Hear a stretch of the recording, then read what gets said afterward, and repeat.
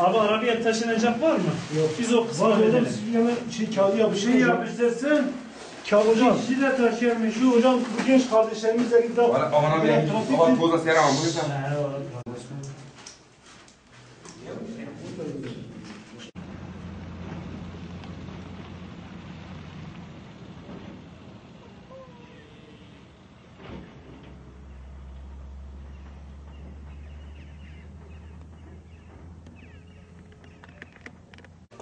Hani yardım paketi. Hala getireyim sana. Hala hani bize daha ediyorsun inşallah değil mi?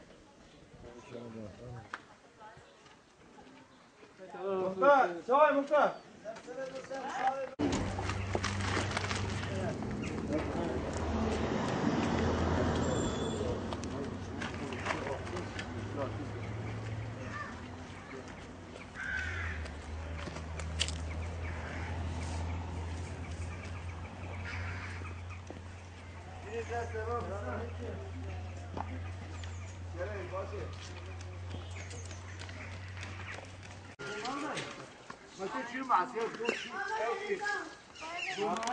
Ne dernek bir babası bir dikkat eden adı böyle kabul ediyor kardeşler. Yok ben. Ya kardeşim bilmiyorum. Sen açık. Abla. Tarafı daha